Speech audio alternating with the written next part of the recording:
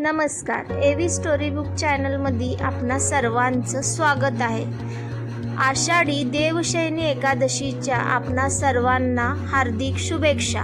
देवशयनी एकादशी व्रताची सुरुवात दशमी तिथीच्या रात्रीपासून होते। दशमीला रात्रीच्या जेवणात मीठ खाणे टाळावे। दुसऱ्या दिवशी सकाळी लवकर उठून नित्य कार्य आटपून व्रत संकल्प घ्यावा। विठोबाची मूर्ती आसनावर विराजित करून त्याची विधीपूर्वक पूजा करावी। पंचामृताने स्नान घालावं। नंतर देवाची धूप उदबत्ती दीप पुष्प इतर सामग्रीने पूजा करावी। देवाला समस्त पूजन सामग्री फळ फूल सुके मेवे मिष्टान अर्पित करून मंत्रद्वारा स्तुती करावी। ही आहे आपली आषाढी पूजा विधी। आषाढी एकादशीची कहाणी।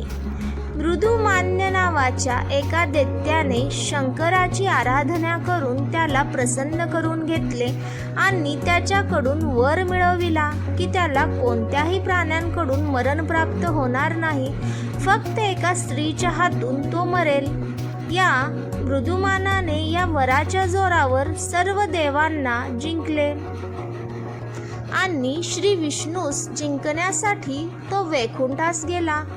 उभयतांच्या लढाईत श्री विष्णूचा पराभव होऊन तो शंकराकडे गेला, पण शंकरही आपल्या वरामुळे हताश झाले होते। नंतर ब्रह्मा विष्णू महेश व सर्व देव एका पर्वताच्या गुहेत लपून राहिले। तिथे काही दिवसांनी ब्रह्मा विष्णू महेश या तिघांच्या श्वासाने एक देवी उत्पन्न झाली। तीच एकादशी देवी होय। तिने नंतर देवांना अभय देऊन मृदुमानाला ठार मारले। देवांनी तिची स्तुती केली आणि तिनेही सांगितले की माझे एकादशीचे व्रत जे लोक करतील ते सर्व पापांपासून मुक्त होतील। ही आहे आषाढी एकादशीची कहाणी। मंत्र।